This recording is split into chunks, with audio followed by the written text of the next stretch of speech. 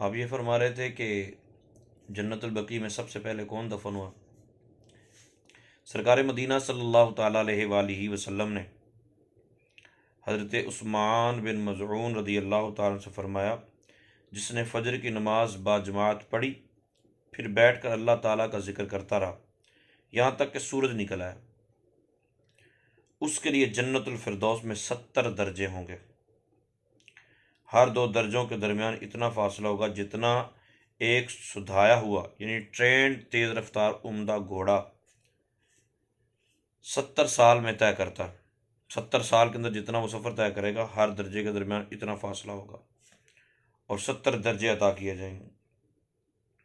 और जिसने जोर की नमाज बाजमात पढ़ी उसके लिए जन्नत अदन में 50 दर्जे होंगे।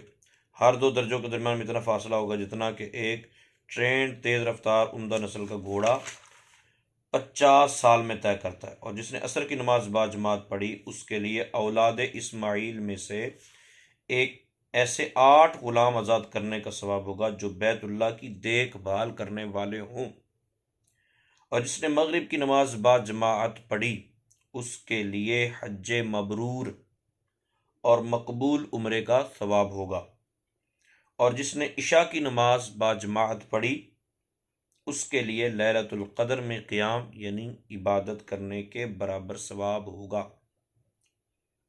अमीर अहले सुन्नत दामत बरकातुहुल आलिया आप फरमाते हैं, ए आशिकान सहाबा व अहले बैत, अभी जो आपने हदीस पाक सुनी है इसके रावी रसूल करीम सल्लल्लाहु अलैहि वसल्लम के जलीलुल क़द्र सहाबी हज़रत सैयदना उस्मान बिन मज़ऊन रदी अल्लाह ताला अन्हु, आपकी कुनियत अबू साहिब।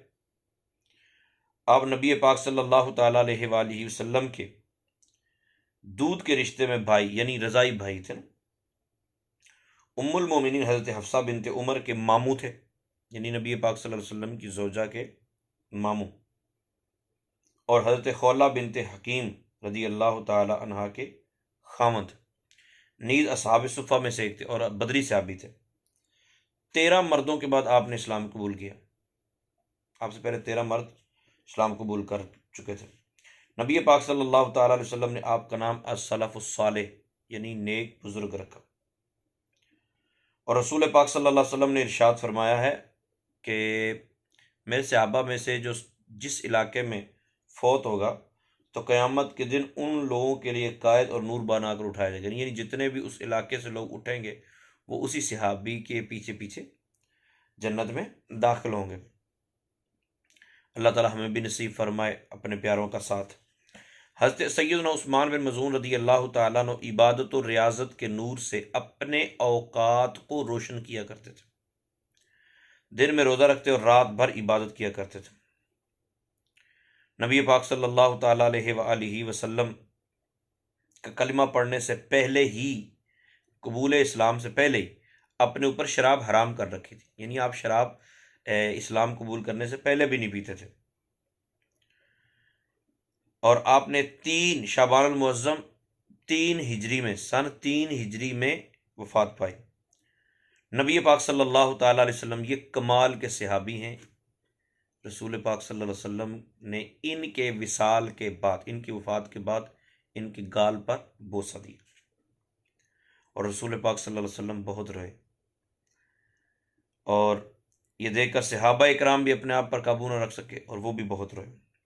नबी पाक सल्लल्लाहु ताला अलैहि वसल्लम ने आपको मुखातब करके, ये यानी ये फौत हो चुके थे और आपको मुखातब करके, जिन अहबाब ने अभी तक हमारा चैनल सब्सक्राइब नहीं किया वो दरस निज़ामी और शरई मसाइल की दीगर वीडियोज़ के लिए हमारा चैनल सब्सक्राइब करें।